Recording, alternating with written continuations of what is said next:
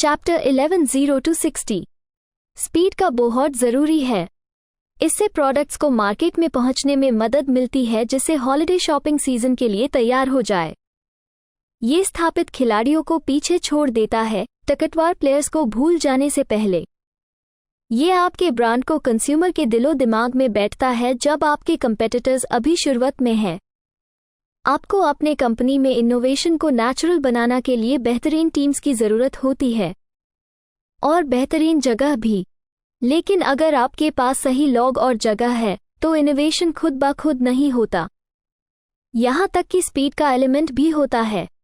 आपको शायद बहुत सारे ब्रेनस्टॉर्मर्स हैं और मजबूत प्रोटोटाइप्स बना लेते हैं, लेकिन अगर आप अपने डेडलाइंस और शिपमेंट डेट्स नहीं पहुंचा सकते तो आपने जो कुछ भी किया वो बेकार हो जाएगा।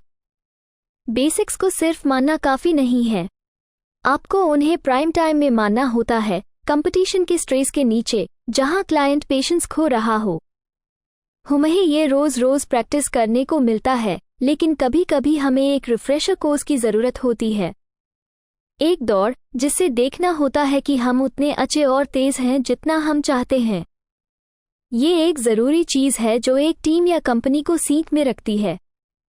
यहाँ एक ऐसी दौड़ की कहानी है। शायद आपकी कंपनी को बैटल रेडी रखने वाला कोई कंपटीशन हो सकता है।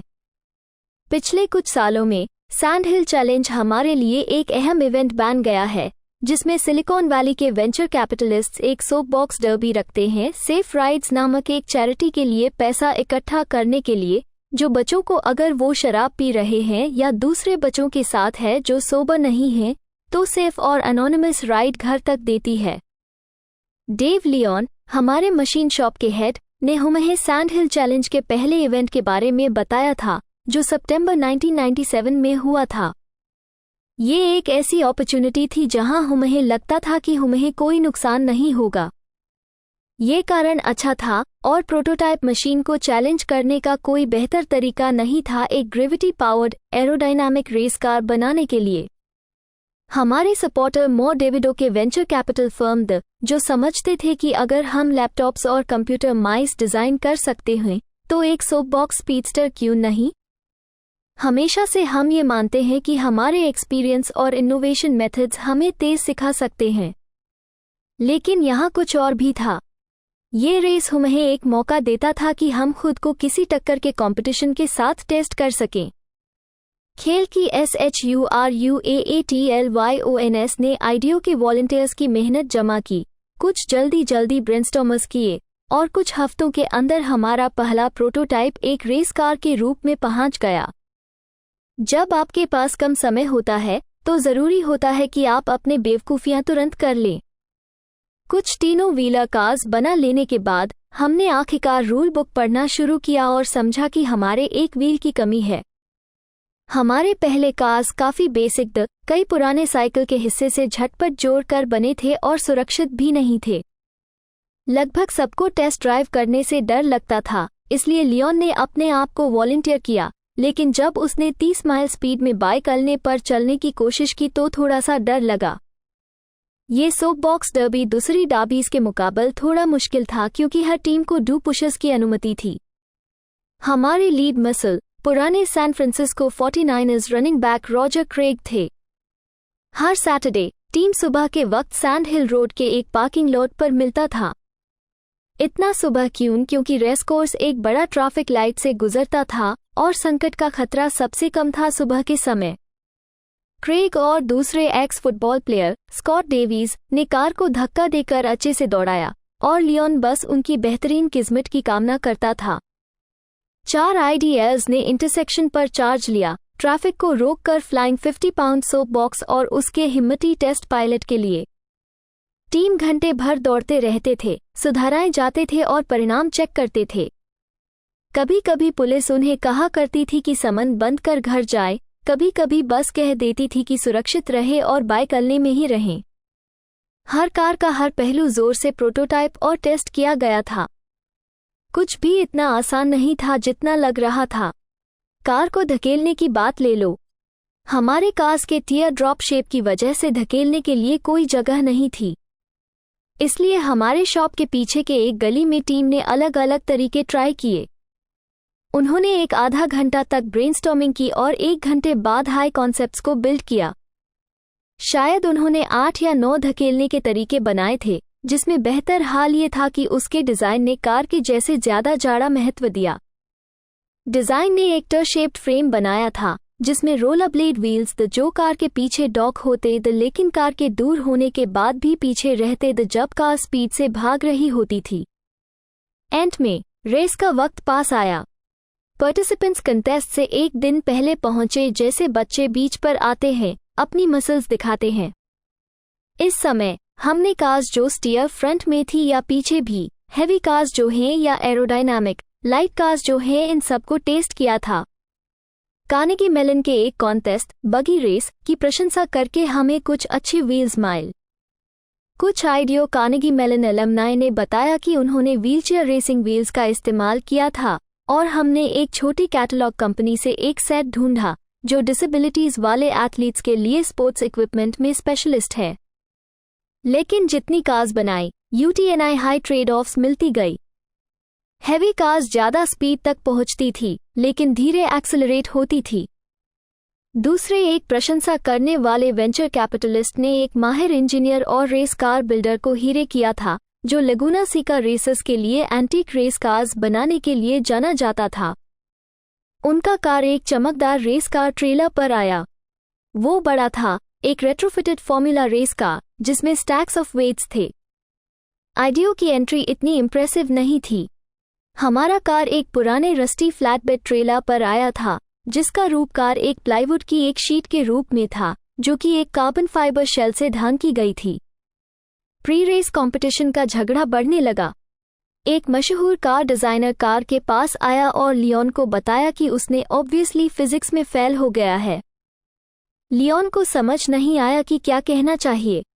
रेसिंग मैन ने समझाया, हैवी कार बड़ी चाप मारने वाला है।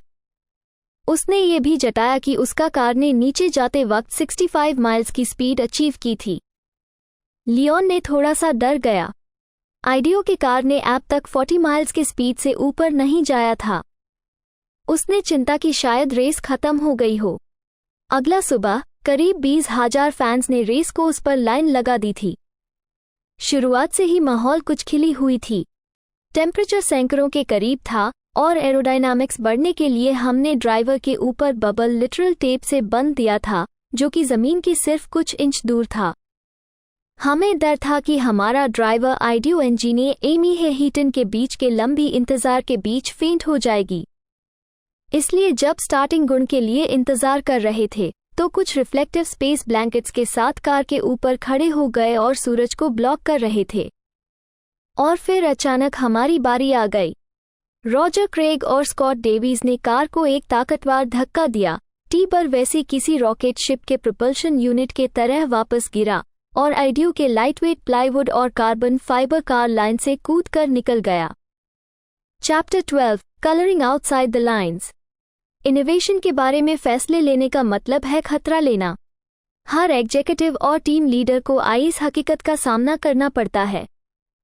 सिलिकॉन ग्राफिक्स के सीईओ एड मकक्रके के लिए ये एक चुनौती थी, स्टेटस को के साथ रहना या अलग रास्ता चुनना। उन्होंने हमसे साफ साफ कहा कि उनके हाई एंड ग्राफिक्स कंप्यूटर्स दूसरे सबके बनाए बेज कंप्यूटर्स की तरह परफॉर्म नहीं करते। तो फिर वो उनके जैसे क्यों दिखने चाहिए? आइडियो के डिजाइनर्स और सिलिकॉन ग्राफिक्स के इंजीनियर्स ने समझा कि चुनौती ये थी कि ऐसी रंगों की पैलेट बनानी थी जो लोगों को हैरत में डाल दे लेकिन उन्हें चौंकाना नहीं। और इसी तरह से दुनिया के पहले पर्पल कंप्यूटर का जन्म हुआ। सिलिकॉन ग्राफिक्स ने अपनी डिस्टिंक्टिव इंडिगो मशीन के साथ पब्लिक अटेंशन मिलती और फिर ग्रीन, रेड और ब्लू वाले वर्जन्स भी आए जिसे सिलिकॉन ग्राफिक्स बोल्ड कलर और खिलखिलाती मस्ती के साथ जोड़ा गया। थोड़ा वैसा ही लगा जैसे कलरफुल ट्रांसलूसेंट iMac। जब iMac 1998 में बोंडी ब्लू कलर में लॉन्च हुई और अगली साल अलग अलग फ्रूट फ्लेवर्स में आने लगी तो ये विचार उतना ही नया और उचित लग रहा था जितना सिलिकॉन ग्राफिक्स ने 10 साल पहले पहली बार रंग भरकर लॉन्च किया था। कैसे पता चलेगा कब और कहां खतरा लेना चाहिए? हमेशा स्टेटस को के साथ रहना सुरक्षित लगता है, हालांकि लंबी दौड़ में वो हार जाता है। रिस्क लेने का मामला प्रोजेक्ट के हर माइक्रो लेवल पर होता है।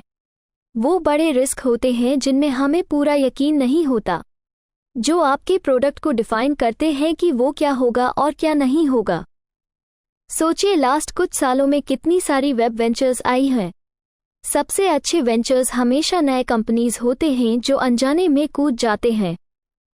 वेब के किसी भी स्लाइस को पकड़ लो और आपको एक कंपनी मिल जाएगी जो खतरा ले रही है, हॉटमेल जो सोचती है कि फ्री ईमेल बेच सकती है, अमेज़न जो इतनी पुरानी और बहुत बड़ी चीजें बेचने की कोशिश कर रहा है जैसे बुक्स, ईवोंग कॉम जो अपने कस्टमर्स को शॉर्ट टर्म में $1 मिलियन देकर लॉन्ग टर्म में अमीर बनना चाहता है। फ्लैट जब इंटरनेट पर क्रेडिट कार्ड नंबर्स का इस्तेमाल करने के लिए दर कम हो गया है तो हम शायद भूल जाते हैं कि आसपास के अधिकांश business to consumer e commerce sites ने ये रिस्क लिया था कि दर से भरे कस्टमर्स कई साथ नहीं आएंगे। हमारे पास एक कहावत है, आइडियो में जल्दी फेल होकर जल्दी सफलता पाओ। फेलियर रिस्क लेने का उल्टा होता है और अगर आप रिस्क नहीं लेते तो आप सफलता नहीं पाते हैं। ये एक लेसन है जिसे हमने मुश्किल से सीखा है और हमने अपने कई क्लाइंट्स के साथ देखा है। अच्छी कंपनीज मिनी फेलियर्स की एक कल्चर को अपनाती हैं। इससे हमारे प्रोटोटाइपिंग मेथड का गहराइयों तक संवेदनशील रूप से जुड़ता है। फीचर्स या कैपेबिलिटीज को जल्दी से रफ फॉर्म में ट्राई करके आपको बेहतर चांसेस मिलते हैं कि जब शिप डेट आए तो आप क्रिटिकल फंडामेंटल्स पर ध्यान देने में सफल हो जाएंगे। कोई भी अपने काम के दौर में बड़े स्टार पर कभी कभी फेल नहीं हुआ होता। काफी खतरा लेकर फेल करने का चांस होता है। चार्ल्स श्वाब काफी बार फेल हुआ था एक सक्सेसफुल फॉर्मूला ढूंढने से पहले ई श्वाब के लिए। हकीकतन तो आप ये कह सकते हैं कि उनकी कंपनी के बिजनेस की कहानी एक series of risks, failures, corrections और हिट्स रही है। श्वाब खुद ये कहते हैं कि उनकी कंपनी ने इतनी गलतियां की हैं कि उन्होंने एक टर्म नोबल फेलियर्स बनाई है। यहाँ कुछ उनके कंपनी के फेलियर्स हैं। पॉकेटर्म एक हैंडहेल्ड स्टॉक कोड डिवाइस बहुत महंगी थी और बग से भरी थी। श्वाबलाइन एक सिस्टम जिसे लोगों के पोर्टफोलियोज के पेपर कॉपीज प्रोवाइड करने की सोच रहे थे, उसका खराब हैबिट था ब्रेक होने का और वो सिर्फ एक दिन पुरानी जानकारी प्रोवाइड कर सकता था। और श्वाब कोड्स जो रियल टाइम कोड्स को टच टोन ट्रेडिंग सिस्टम के साथ अवेलेबल करवाने की कोशिश कर रहा था, लेकिन वो बहुत कॉम्प्लिकेटेड था। और दूसरे श्वाब सिस्टम्स या सॉफ्टवेयर फेल हो गए क्योंकि वो बहुत व्यापारी या बगी थे। इससे हमें क्या सीन मिलता है कि ये सब नोबल फेलियर्स श्वाब को कटिंग एज पर रखते रहे। श्वाब के लिए मिड 1990 के दौरान जब इंटरनेट का जमवाद था, कंपनी का परफेक्ट पोजीशन था अपना सबसे बड़ा और सफलता भरा रिस्क लेने के लिए, जिसे मैं इस चैप्टर के आगे में डिस्कस करूंगा। नोबल फेलियर्स हमें हमेशा सारी सीमाएं पर करने की राह दिखाते हैं, कहता है श्वाब। हमें ये यकीन था कि किसी गलती को गलती नहीं कहते जब वो एक ऐसी स्ट्रैटेजी को दुरुस्त करने पर इशारा करती है। फेलियर रिस्क लेने वाले को सिखाता है कि कौन सी रूल्स को तोड़ सकते हैं और कौन सी आपको एक कठिन सबक सिखाने के लिए है। हमने खुद भी कई फेलियर्स देखे हैं। 1980 की शुरुआत में हमने फैसला किया कि हम एक कंप्यूटर एक्सेसरी, एक clever monitor stand for the Apple II launch करेंगे। हमारी प्रोडक्ट क्वालिटी अच्छी थी, फीचर्स स्ट्रॉन्ग और प्राइस $40 के नीचे थी। सब कुछ बहुत अच्छा लग रहा था, एक समस्या के अलावा। वही समस्या थी कि जैसे ही हम मार्केट में आए, एप्पल ने एकदम से अपनी सोच बदल ली और फैसला किया कि वो खुद एक स्ट्रिप डाउन वर्जन बनाएंगे जो हर मशीन के साथ फ्री में मिलेगा। फ्री के साथ कंपटीशन करना बहुत मुश्किल होता है। हमें क्या सीन मिला, सबसे बुरा हाल इग्नोर न करना। इस केस में किसी का बिजनेस मॉडल क्रिएट करने से जो आपकी प्राइसिंग को या आपके प्रोडक्ट को मार्केट में रखने लायक ना बना दे। नियफाइट्स अपने प्रोडक्ट या बिजनेस प्लान से प्यार करने लगते हैं और हम वैसे हाई थे। हमारा एक बड़ा अर्ली लेसन था एक इटालियन प्रेम कहानी, एक खूबसूरत डिजाइन जो एक ऑपरेटिक प्रोपोर्शंस के कमर्शियल फेलियर था। हमारी फर्म के शुरुआती दिनों में डेविड को मौका मिला था महान इटालियन डिजाइनर एटरे सोत्सा से मिलने का। उनका मिलन बहुत अच्छा रहा और उन्होंने डिसाइड किया कि सोत्सास के इटालियन स्टाइलिंग को हमारे सिलिकॉन वैली इंजीनियरिंग के साथ एक इलेक्ट्रॉनिक कंज्यूमर प्रोडक्ट में कंबाइन करेंगे। प्लेफुल क्यूबस्ट रेड, ब्लैक और येलो अनोमी फ़ोन जो सोत्सास एसोसिएशन के साथ मिलकर बनाया गया था, एक एस्थेटिक और कल्चरल सक्सेस बन गया। वो फ़ोन न्यूयॉर्क के म्यूजियम ऑफ मॉडर्न आर्ट के परमानेंट कलेक्शन में शामिल हुआ, मूवीज में दिखाया गया और यूरोपियन डिज़ाइन मैगजीन्स के कवर पर फीचर हुआ। सोत्सास ने स्ट्राइकिंग डिज़ाइन दी थी। लॉजिस्टिक बेसिक टेलीफोनी के तो इतनी मुश्किल नहीं लगती। वापस देखते वक्त पता चला कि ये सब सोचा से ज़्यादा मुश्किल है। इनएक्सपीरियंस्ड होने के साथ ही हमने हांगकांग में एक ऐसे मैन्युफैक्चरर से कॉन्ट्रैक्ट किया जो अभी तक अपनी क्षमता साबित नहीं कर पाया था और हमने एक एक्सक्लूसिव डिस्ट्रीब्यूशन एग्रीमेंट भी साइन किया एक छोटे हाई मार्जिन चैनल के साथ। हमें पता चला कि जो अनोमी फ़ोन हमने हांगकांग में 25 में बनाया था वो नीमन मार्कस और दूसरे हाई एंड रिटेलर्स पर 150 का पड़ेगा।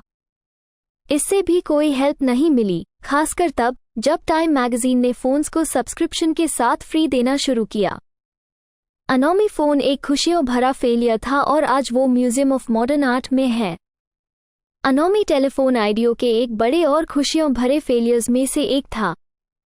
मैं कह सकता हूं कि हर कंपनी या व्यक्ति को कम से कम एक ऐसे फेलियर की ज़रूरत होती है। कभी कभी आपको ऐसे रिस्क्स लेना होते हैं जिन्हें आप समझ नहीं पाते हैं और शायद कुछ नुकसान भी उठाना पड़ता है अगर आपको बहुत सारी अनुभव चाहिए। तो कैसे कर सकते हैं आप अपने खुशियों भरे फेलियर्स का सामना? मैं सोचता हूं जगलिंग एक इंटेलिजेंट रिस्क टेकिंग को गले लगाने का परफेक्ट उपमान है। जगलिंग सीखना आपको सही माइंडसेट देने में मदद कर सकता है। मान लीजिए कभी कभी हम सब एकदम से गिर जाएंगे। मैंने अपने फेलो पालो आल्टो जॉन कैसिडी से सीखा है, जो जगलिंग फॉर द कंप्लीट क्लेट्स के लेखक हैं, कि जगलिंग शुरू करने का ट्रिक ये है कि रॉक्स का इस्तेमाल ना करें जो आपके पैरों को चोट पहुंचा सकते हैं, या बॉल्स का जो अक्सर सोफा के नीचे चले जाते हैं। बीन बैग्स जगलिंग सीखने के लिए परफेक्ट हैं और क्लेट्स प्रेस हर बुक के साथ 3 बीन बैग्स भेजता है क्योंकि उन्होंने फेलियर पर किसी पे ज़्यादा दाम नहीं लगाया। अगर आप टेनिस बॉल से स्टार्ट करते हैं तो वो जल्दी चले जाते हैं और आपका ज़्यादा वक्त आपके खोते हुए जगल्स के पीछे भगने में चला जाता है और आप शायद अपनी पहली कोशिश के बाद ही छोड़ देंगे। बीन बैग्स आपको इनकरेज करते हैं कि आप जगलिंग करते रहे जब तक आप उसमें अच्छे हो जाते हैं और फिर आप बॉलर्स या नाइव्स माना कुछ पर जा सकते हैं। बिजनेस दुनिया में भी आप बीन बैग्स जगलिंग कर सकते हैं, सस्ती आसानी से मोल्ड होने वाले मटेरियल्स में प्रोटोटाइपिंग करके, आइडियाज़ और रफ प्रेजेंटेशंस को बॉसेस या क्लाइंट्स के साथ अर्ली स्टेजेस में रन करके। इस तरह जब प्राइम टाइम आता है और असल डेडलाइन सामने आता है तो आप नाइव्स जगल करने के लिए कॉन्फिडेंट होते हैं। Grown man a little mouses बैठ कर रिस्कलेस ब्रेक थ्रू या परफेक्ट रिस्क आने का इंतजार करना काम नहीं करता। जो लोग मौका को वैज्ञानिक तरीके से मेजर करने की कोशिश करते हैं कभी कभी वहीं से भाग जाते हैं। मान लीजिए 1980 की शुरुआत में हमें पता चला कि कंप्यूटर माउस को अब उसकी इलेक्ट्रिकल टेल की ज़रूरत नहीं है। निकट बैटरीज डाल दो, इंफ्रारेड ट्रांसमीटर जोड़ो और आपके पास कॉर्डलेस माउस है जो बिना तार के काम करता है। हमने इनोवेशन एक बड़े कॉरपोरेशन के एक क्लाइंट को प्रपोज किया। पहले तो उनको पसंद आया था, लेकिन अगली दिन डर ने उन्हें घेरा। हमें पहले भी ऐसा देखा है। सब डरते हैं रिस्क लेने से, लेकिन बड़े कंपनीज में रिस्क लेने का जुर्माना अक्सर ज़्यादा होता है। हमारे लिए सरप्राइज नहीं था जब कुछ हफ्तों बाद वो पहले एंथुसियास्टिक मैनेजर धीरे धीरे डर गया। उसने हमसे कहा, अगर ये फेलियर होता है तो मेरे करियर के बाकी हिस्से में मुझे वो स्टूपिड कॉर्डलेस माउस वाला बंदा कहते रहेंगे। इसके बजाय वो आसान रास्ता चुन लिया। उसने इनोवेशन को रिजेक्ट कर दिया और एक साथ प्रोडक्ट को एक्सेप्ट कर लिया। कुछ साल बाद हमें एक चांस मिला कॉर्डलेस माउस बनाने का veteran Silicon Valley risk taker David Liddle के लिए और उनके ड्रामेटिक मेटाफॉर वर्कस्टेशन के लिए। मेटाफॉर ने अपने इनोवेटिव नए प्रोडक्ट के लिए काफ़ी प्रेस अटेंशन मिली और ये दिखाया कि टेक्नोलॉजी सक्सेसफुली काम कर सकती है। मेकिंग न्यू राइड्स ये सोचना कि आप क्या हार सकते हैं मार्केट शेयर, रेवेन्यू, एक टाइटल, अपनी आकत, अपनी नौकरी अक्सर एक लीप लेने को नियरली इम्पॉसिबल बना देता है। इसीलिए बड़े आइडियाज़ यूजुअली स्मॉल कंपनी से आते हैं या फिर बिग कंपनीज जो समहाउ स्मॉल एक्ट करने में कामयाब होते हैं। डर आपको पहाड़ से नहीं उतारता। स्नोबोर्डिंग का आश्चर्य देख लो। शुरुआत में काफ़ी जर्नलिस्ट्स और स्की रिजॉर्ट्स ने इसे फैड कह दिया था। स्नोबोर्डिंग के अर्ली रैंप अप के दौरान टाइम ने इसे अमेरिकाज वर्स्ट न्यू स्पोर्ट कह दिया था। स्की रिजॉर्ट्स ने बॉर्डर्स को बैन करने की कोशिश की और मेनस्ट्रीम स्की मैन्युफैक्चरर्स ने सोचा कि ये एक टेम्पररी फैशन है। लेकिन जब वापस देखते हैं तब यह रूल्स तोड़ने के लिए अनुकूल समय था। डाउनहिल स्कीइंग काफ़ी सालों से स्टैग्नेंट था और राइजिंग टिकट प्राइसेस के कारण फैमिलीज और बच्चों को स्लोप्स पर जाने से रोक रही थी। एक समय था जब डाउनहिल स्कीइंग यूथफुल रिबेलियसनेस का प्रतीक था। याद है रॉबर्ट रेडफोर्ड की फिल्म डाउनहिल रेसर, लेकिन स्कीइंग आउटडेटेड हो रही थी। इसके बीच लीडिंग डाउनहिल स्की मैन्युफैक्चरर्स ने स्पोर्ट को रीइन्वेंट करने के लिए आइडियल मौका चुक गया। रोसिग्नोल, सैलमन, फिशर और दूसरे स्की पावर हाउसेस अपने मेनस्ट्रीम बिजनेस में मार्केट शेयर बचाने में इतना व्यस्त थे कि पहली स्नोबोर्डिंग वेव पर चढ़ने का समय नहीं था। स्नोबोर्ड्स ने स्की इंडस्ट्री को रीइन्वेंट किया। इसके बीच जेक बर्टन कारपेंटर, जो एक अपस्टार्ट था, आइस को कुचला सो टू स्पीक अपने वर्मोंट गराज में बोर्ड्स बनाकर। उसने अपने लोकल हार्डवेयर स्टोर और ऑस्ट्रिया के पास जाके आइडियाज लिए। शुरुआती दिनों में Burton toll free customer service line उसके बेडरूम में घूमती रहती थी। उन्होंने एक ऐसे बोर्ड को बनाया जो आइस और हार्ड पैक को हैंडल कर सकता था। पार्टली वर्मोंट की कंडीशंस इतनी आइसी थी।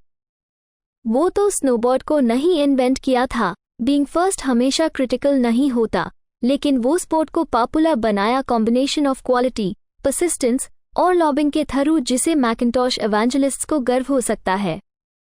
वापस देखते वक्त आसान है समझना कि मैन्युफैक्चरर्स और स्की रिजॉर्ट्स इनिशियली वेव के खिलाफ लड़ा। अर्ली बॉर्डर्स के कुछ नास्टी हैबिट्स थी, जैसे कि मेल एडोलेसेंस का वर्स्ट पार्ट हाई स्पीड्स पार। लेकिन बर्टन का कैंपेन स्की रिजॉर्ट्स को बोर्ड्स के लिए अपने माउंटेन्स को खोलने के लिए कन्विंस करने का था। कुछ साल बाद 90% यूएस रिजॉर्ट्स ने स्नोबोर्ड्स को एक्सेप्ट किया और अब 5 मिलियन अमेरिकन इस स्पोर्ट का आनंद लेते हैं। बर्टन दुनिया के लीडिंग स्नोबोर्ड मैन्युफैक्चरर है और आईडीओ भी आई स्पोर्ट को एब्रेस करने में मदद की है, स्लोप्स पर इस्तेमाल के लिए फेस हगिंग गॉगल्स डिजाइन करके। इसी तरह माउंटेन बाइक पर माउंटेन से नीचे चढ़ने का भी यही हाल है, एक एक्टिविटी जिसे हम पहचानते हैं क्योंकि आईडीओ माउंटेन बाइक इंडस्ट्री के लिए हेलमेट्स, लॉक्स और स्पोर्ट्स बॉटल्स डेवलप करने वाले साइकिलिंग एंथुजियास्ट से भरा हुआ है। आपको क्या लगता है कौन सा कंपनी माउंटेन बाइकिंग को डोमिनेट करने के लिए आइडियल ट्रैक खोलेगा? श्विन, एक बड़े बाइक मैन्युफैक्चरर में से, ऑफ कोर्स। विश्वास नहीं हो तो एक टाइम था जब कंपनी माउंटेन बाइक्स को डोमिनेट करने के लिए आइडियली पोजीशन थी। श्विन ने 60s और 70s में बड़ा धमाल मचाया। 1963 में शेविनिस के एक सेल्स मैनेजर ने देखा कि कैलिफोर्निया के बच्चे बाइक्स को बनाना सीट्स और टेक्सास लॉन्गहॉर्न हैंडलबार्स के साथ मॉडिफाई कर रहे हैं। एक प्रोडक्ट डिजाइन मैनेजर ने प्रोटोटाइप स्टिंग रे साइकिल बनाया और जल्दी high chubby tired bike company का बेस्ट सेलर बन गई। उसका उच्च अक्षर तक उसने यूएस बाइसिकल्स की साले में से एक 24% की। लेकिन जब माउंटेन बाइक्स आए, श्विन ने उन्हें एक फैशन के रूप में लिख दिया। वो बिना देखे लिखे माउंटेन बाइक्स के फड़ के रूप में मानते थे। इस पर भी उनका काफी इन्फ्लुएंस था, खासकर तब जब कुछ अर्ली माउंटेन बाइकर्स हमारे पास मरीन काउंटी, कैलिफोर्निया के जस्ट नॉर्थ में ने रगड माउंटेन पाथ्स टैकल किए द मॉडिफाइड श्विन से, partly because the bikes were so sturdy. Success एक टेंडेंसी है कि वो कंपनीज को बंदर लगा देती है, उन्हें निराश होने देती है और उन्हें रिस्क टेकिंग को भूल जाने पर मजबूर करती है जो उन्हें ऊपर पहुंचाया था।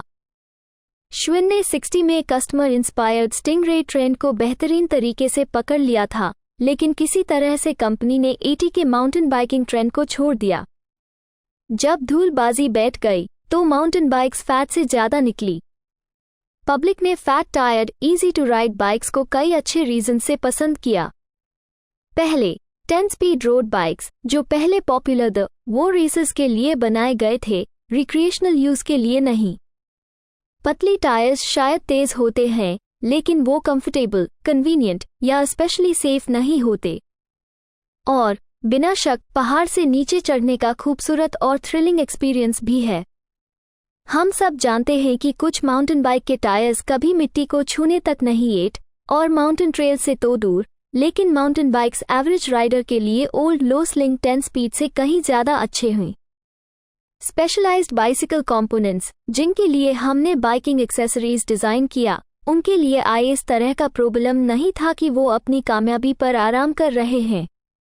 इनिशियली एक हाई एंड बाइक पार्ट्स की नीचे वेंडर रही, स्पेशलाइज्ड ने जल्दी से माउंटेन बाइक क्रेज का फायदा उठाया, रेसेस और क्लेवर प्रमोशंस के साथ स्पोर्ट को पॉपुलर बनाया, जबकि ओल्ड यूएस जायंट श्विन धीरे धीरे बेहुदा हो गया।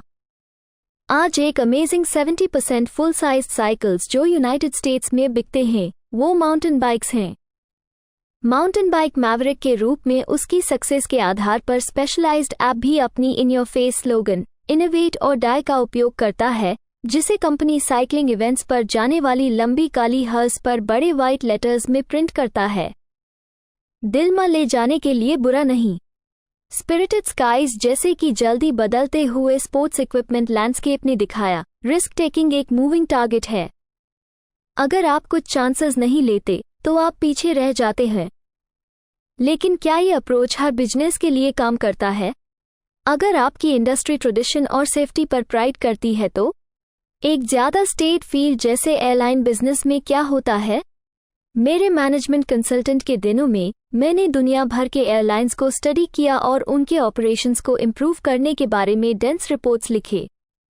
हमेशा मेन साउथवेस्ट को एडमायर करता था, न सिर्फ उनके ह्यूमर के लिए बल्कि उनके स्पॉन्टेनिटी के लिए भी।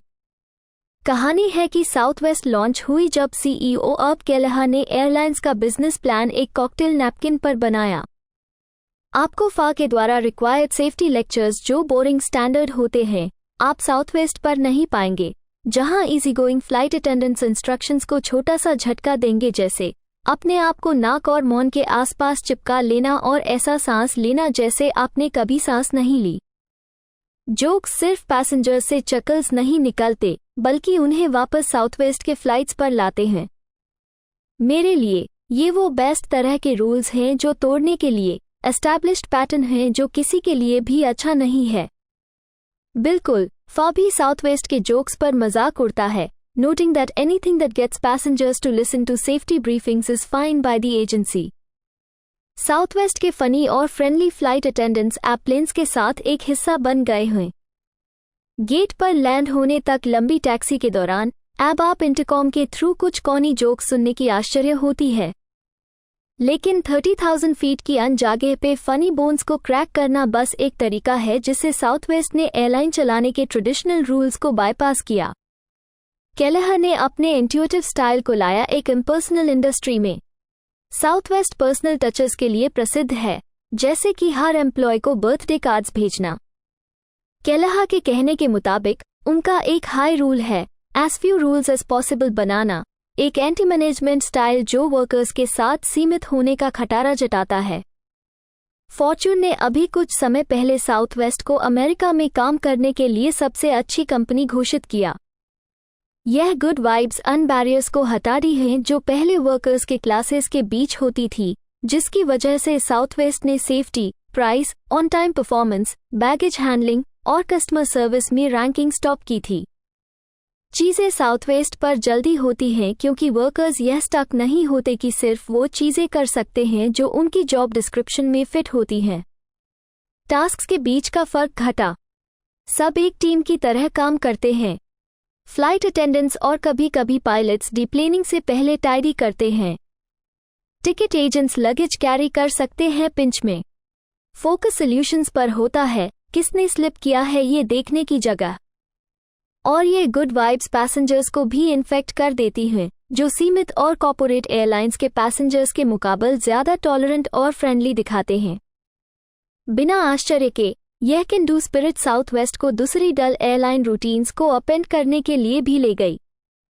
For instance, by making seating first come first served instead of assigned, people can actually choose whom they sit next to and the colored boarding card simplifies boarding for gate agents. Chapter 13 coach में wait nap interface की किस तरह से आप एक innovation को refine करते हैं। कैसे आप एक प्रोडक्ट या सर्विस को स्ट्रीमलाइन करते हैं इतना सिंपल और पावरफुल कि वो पाम वी या हार्ट स्ट्रीम डिफिब्रिलेटर की तरह हो।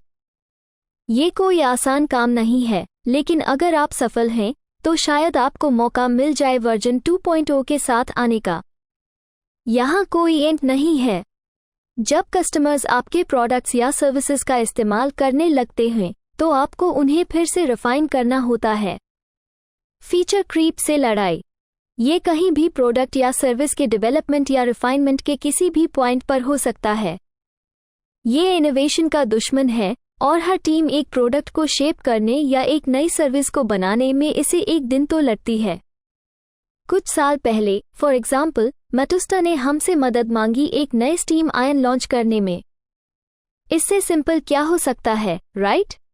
फिर से सोचिए, जापान में स्टीम आयन्स ऐसे फीचर्स से भरे होते थे जो जब भी इम्प्रेस करते थे उनके कस्टमर्स के द्वारा सच में महत्वपूर्ण ही समझे जाते थे।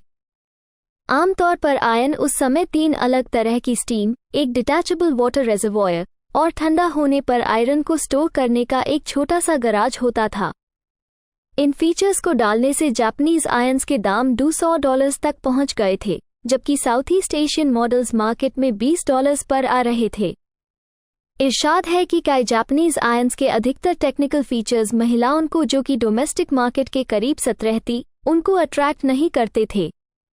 तो हमने टेक्नो फोकस को छोड़ दिया, कंफ्यूजिंग या कम इस्तेमाल किए जाने वाले फीचर्स को एलिमिनेट किया और एक आसान सॉफ्टवेयर आयन को लाया जिसे ओरिजिनल कॉस्ट के आधे से कम में बनाया जा सकता था। हम सब वेट नैप इंटरफेस के पीछे हैं, जिसे कार्ल लेडबेटर एट कंज्यूमर प्रोडक्ट्स के पूर्ण प्रेसिडेंट ने पहले भी कह दिया था, ताकि प्रोडक्ट्स ऐसे बनाए जा सके जैसे कि अनमॉइस्ट टावलेट्स के साथ जो टेक आउट फूड के साथ मिलते हैं। खोलो और इस्तेमाल करो। अभी तक हमने वेट नैप इंटरफेस को स्कोर नहीं किया है, लेकिन हमने कोशिश की। जब हम 1982 में एप्पल्स पहला माउस डिजाइन कर रहे थे, तब समस्या थी कि क्या एक बटन या 2 बटन माउस बेहतर होगा। हम मानते हैं कि एप्पल ने एक सिंगल बटन पर टिकने का सही फैसला लिया। एप्पल ने पहले ही लोगों से मांग की थी कि कीबोर्ड बेस्ड कमांड्स की दुनिया से ग्राफिक माउस कंट्रोल्ड एनवायरनमेंट में शिफ्ट करें। पहले वर्जन में यूजर से एक और बटन की मांग करना ज्यादा मुश्किल था। फीचर क्रीप इतना आम हो गया है कि मैं यूज आने वाले की तरफ ऑलमोस्ट देख सकता हूं। जब डिजाइन कमेटी द्वारा किया जाता है या गोल फजी होता है, तो आप सुरे हो सकते हैं कि फीचर क्रीप दूर नहीं होता। ये एक रेस्टोरेंट जैसा होता है जहां कई ऑन्ट्रेस को मेनू में लिस्ट किया गया है जब उनमें से केवल 1 या 2 इंग्रेडिएंट्स अलग हैं। याद है, ओरिजिनल वीसीआर को प्रोग्राम करना अब्सर्डली मुश्किल था। किसी ने नेसेसरी फीचर्स को अननेसेसरी फीचर्स से सेपरेट करने की कोशिश नहीं की थी। छोड़ो, यूजर फ्रेंडली इंटरफेस क्रिएट करने की बात ही मत करो। अगर आप अपने मैनुअल के साथ लड़ रहे हैं तो आप फीचराइटिस के शिकार हैं। टेक्सास इंस्ट्रूमेंट्स फॉर एग्जाम्पल एक डिजिटल वॉच लॉन्च किया था जिसे सेट करने के लिए प्रैक्टिकली प्रोग्रामिंग स्किल्स की जरूरत होती थी। जैसे ही वो दोबारा फेल हुआ, मोटा मैनुअल ये दिखाने का संकेत था कि कुछ तो गलत है। और हम सबने अपने होटल रूम के बेडसाइड टेबल पर ओवरली कॉम्प्लेक्स डिजिटल क्लॉक्स पर शपथ खाई है, जब हम चाहते हैं कि वो पुराने मैकेनिकल वर्जन्स की तरह सिंपल तरीके से काम करे। हर कोई कभी कभी डिटेल्स को ऑब्जेक्टिव के सामने लाने के लिए यूज करता है। किस काम करने वाले ने एक रिपोर्ट लिखी थी जो डजन पेजेस ज्यादा लंबी थी या एक पावरपॉइंट प्रेजेंटेशन को पैडिंग दी थी। सालों साल से आइडियो ने ऐसी रसूम्स की आयु की संख्या पाई है जो लगता था कि वो ऑलमोस्ट हर मेजर लाइफ इवेंट का वर्णन कर रही थी। Not that we're perfect either. We once tinkered incessantly on a programmable robot for kids until we weighed it down with so many capabilities that it was too complex to understand and too expensive to sell. We've all seen featureitis run amok. Open up the average in-flight mail-order catalog, and you'll probably find a cornucopia of feature-crammed products that seem to have no reason for being other than the fact that an awful lot of people must have big attics. Most of us could live without an electric tie rack or a collapsible shoehorn. The software industry has always competed by comparing feature lists, and as a result, the new version is always bigger and often clumsier than the one before. During the 1990s, for example, Microsoft introduced a series of new versions of its popular Word program. Each one seemed to be loaded with new features, but ran noticeably slower on some machines. Imagine if Intel came out with a new chip family that was slower than the previous one. Since I seldom use those high-end features, I feel like I am driving a Chevy Suburban down a bike path. Companies and, yes, executives, too, need to spend more time driving their own products. A few years ago, when Hertz introduced its never-lost GPS navigational system, I became an enthusiastic early adopter. I am dyslexic at map reading and hopeless at directions. I like nothing better than to program in my destination and then follow the little arrows. But in the first two versions of Never Lost, the most basic feature was missing. Inexplicably, Never Lost lacked a last number redial, as in a take me back where I just came from command. If I've just driven from my hotel to the client's office, should there be a return to origin feature like home on your web browser? Last I checked, it took half a dozen clicks with a mandatory wait after each one on Never Lost to accomplish this. Try driving your own products and services, as if you were trying them for the first time. My guess is you'll find something missing you may want to incorporate in version 2.0. Simple directions too. Design में simplicity clear directions की तरह होती है. Customers को रास्ते पर कम मोड़ दे और वो अपने डेस्टिनेशन पर पकड़ लेने के ज़्यादा के योग्य हों. वाहिन पर फीचर इट इज़ ऑफर्ड की एक मौका होती है. सन माइक्रोसिस्टम्स की जावा सॉफ्टवेयर कुछ नहीं है बल्कि एक पतली, सिंपल प्रोग्रामिंग एनवायरनमेंट की प्रॉमिस है. स्टीरियो और टीवी मैन्युफैक्चरर्स भी कुछ इसी लेसन्स को सीखने की सीमित हुई, जो एक्सपर्ट्स ने फाइटर कॉकपिट्स में लंबी कहीं पहले इन प्रैक्टिस में डाल दी थी. सिंप्लिसिटी की बहुत बड़ी अहमियत होती है. हम सिर्फ 7 नंबर्स को आसानी से याद रख सकते हैं और हम कुछ सीमित कंट्रोल्स को समझ सकते हैं. इसीलिए मैन्युफैक्चरर्स ने आपके टीवी के नीचे इस छोटी सी डोर को बनाया है जिसमें वो नॉब्स होते हैं जो आप रियली यूज करते हैं. अच्छी रिमोट कंट्रोल्स में छोटी कवर्स होती हैं जो हमें अलग फीचर से बचाते हैं, क्योंकि हम अक्सर पावर, वॉल्यूम कंट्रोल और चैनल बटन्स हाई यूज करते हैं. प्रोडक्ट्स या सर्विसेज को रिफाइन करने का पहला कदम है कि किसी भी चीज़ को कितना कॉम्प्लेक्स होना चाहिए इसके बारे में प्रीकंसेप्शंस को छोड़ देना. आप वर्चुअली हर इंडस्ट्री में देख सकते हैं कि किस फीचर्स की ज़रूरत है या नहीं. प्रोडक्ट को रिफाइन करने के लिए आपको स्टेटस को चैलेंज करना होगा. आपको एक एडिटर बनना होगा जो तैयार है अपने स्टोरी लाइन के लिए क्या महत्वपूर्ण नहीं है वो कटने के लिए. मेडिकल प्रोडक्ट्स में फीचर्स से भरे होने के लिए जाने जाते हैं, लेकिन कई प्रोडक्ट्स में हमने इस अनावश्यक कॉम्प्लेक्सिटी को कम करने में काम किया है. मेरे सभी 4000 प्रोडक्ट्स में से सबसे पसंदीदा प्रोडक्ट जो आइडियो ने बनाया है वो है हार्टस्ट्रीम डिफिब्रिलेटर, जो सोफिस्टिकेटेड लेकिन सिंपल है. इसके कॉम्प्लेक्स अंडरलाइंग टेक्नोलॉजी के बावजूद इस डिवाइस की 1-2-3 इंटरफेस इतनी सिंपल है कि इससे कोई भी बच्चे समझ सकते हैं. वाकई मैंने अपनी 6 साल की बेटी को एक डेमो यूनिट दिया और USEY ट्राई करने के लिए कहा. मेरी मदद या सुझाव के बिना उसने बिना किसी परेशानी के बड़े हरे स्टार्ट बटन को दबाया और डिफिब्रिलेटर में शॉक देने वाले मोती पीले कनेक्टर कॉर्ड्स को प्लग किया. हम इसे ट्रेनिंग मोड में चला रहे थे, इसलिए मशीन असल में शॉक नहीं दे सकती थी. ए फ्लैट ऑरेंज बटन दबाओ, एक शांत आवाज ने मेरी बेटी को कहा. वही शब्द एक स्क्रीन पर दिखाए गए थे. ऑरेंज बटन चमक उठा और बीप की आवाज आई. मेरी बेटी ने दबा दिया. असल में वो कदम किसी की जान बचा सकता था. हमने ये सीखा है कि पब्लिक और कभी कभी तो सो कॉल्ड एक्सपर्ट्स सबसे अच्छी बात साबित नहीं होते हैं कि कौन से फीचर्स गायब हो जाने चाहिए. प्रोडक्ट्स को रिफाइन करना एक पॉपुलैरिटी कॉन्टेस्ट नहीं है. आपको रिस्क लेना होगा और आप कुछ लोगों को उदास कर देंगे. उदाहरण के लिए, कुछ रिव्यूअर्स ने स्टीव जॉब्स को iMacs और iBooks में फ्लॉपी ड्राइव्स न शामिल करने के लिए क्रिटिसाइज किया था, लेकिन उन्होंने मुद्दा समझ नहीं पाया. iMac को इंटरनेट वेव को पकड़ने के लिए डिज़ाइन किया गया था और एक फ्लॉपी ड्राइव और स्पेस डिमांड करता, प्राइस पॉइंट को मोटे करता और एक आने वाले ऑब्सोलीट टेक्नोलॉजी पर ध्यान करता. जॉब्स ने समझदारी से फैसला लिया कि मशीन फ्यूचर की तरह दिख नहीं सकती जब यूएसएमई 80s टेक्नोलॉजी हो। फ्रिस्बी की तरह। स्टैनफोर्ड में जहां डेविड पढ़ते हैं वो लो मास सॉल्यूशंस के बारे में बात करते हैं। उसका एक पसंदीदा उदाहरण है फ्रिस्बी, एक इनोवेशन जो मॉडर्न प्लास्टिक्स और एरोडायनामिक्स को क्लासिक ग्रीक डिस्कस के साथ जोड़ता है। इसमें कोई मूविंग पार्ट्स नहीं है, किसी इंस्ट्रक्शंस की जरूरत नहीं होती और वेरी लिटिल प्रैक्टिस के साथ फन प्रोवाइड करता है, एक मोल्डेड प्लास्टिक के लगभग 15 सेंट से। हमने ये सिंप्लिसिटी फैक्टर सभी तरह के प्रोडक्ट्स पर अप्लाई किया गया है। अजीब बात है कि अक्सर हमने देखा है कि वर्जन 2.0 को स्ट्रीमलाइन करने के लिए एक मुख्य समय हो सकता है, लेकिन यही वो पॉइंट होता है जहां software companies bells and whistles add करने में टेम्प्टेड होते हैं। हम मानते हैं कि यह अप्रोच गलत है और आउट ऑफ फेवर है। कंपनीज आज समझती हैं कि लोग क्या चाहते हैं, वो इंटीग्रेशन और सिंप्लिसिटी चाहते हैं। सच्चाई ये है कि ये टाइम लेता है। अक्सर आप अपने प्रोडक्ट के पहले वर्जन में इसे अचीव नहीं कर सकते। आपको मार्केट पहुंचने, मार्केट शेयर गेन करने हैं।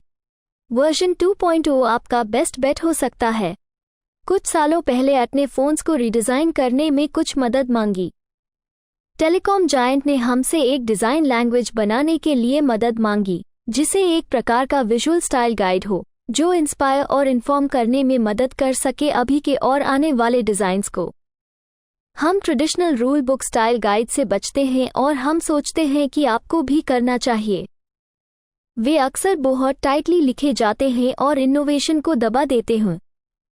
लेकिन अट के पास एक बड़ी समस्या थी। सालों की मोनोपोली कंट्रोल ने उन्हें कस्टमर की ज़रूरियत और इच्छाओं से दूर कर दिया था। जब अट हमारे पास आया तो उनके पास 27 अलग अलग हैंडसेट्स एक्टिव यूज में थे। इस दौरान हमने कुछ अलेग्रो डिज़ाइन लैंग्वेज जैसा कुछ बनाया। आपने शायद एन फोन्स को देखा है, क्योंकि डिज़ाइन लैंग्वेज ने अट और बाद में लूसेंट द्वारा वाइड स्केल पर इम्प्लीमेंट किया गया। पहले ZY एडिटर एट के फोन्स फ्लैट और रेक्टेंगुलर दी और हार्ड और ऑफ पुटिंग एजेस के साथ थे। अलेग्रो एक ह्यूमन और रिसेप्टिव टोन स्ट्राइक करता है। फोन आप पर सीधा पॉइंट करता है, रिसीवर और हैंडसेट डाउन और इनसाइड की तरफ टेपर होता है। कीज फिंगरटिप्स में फिट होने के लिए कप्ड होती हैं, जिससे आप मिसडायल ना करें। छोटी सिग्नेचर डिटेल्स हेल्प लोकेट और फंक्शंस को एम्फसाइज करने में मदद करते हैं। फॉर एग्जाम्पल, आंसरिंग मशीन्स के प्ले बटन सबसे बड़ा होता है और फ्लैश, म्यूट और होल्ड जैसे कम यूज होने वाले फीचर्स को एक साथ ग्रुप किया गया है। कलर कोडिंग टेलीफोनी और आंसरिंग मशीन फंक्शंस में फर्क करती है।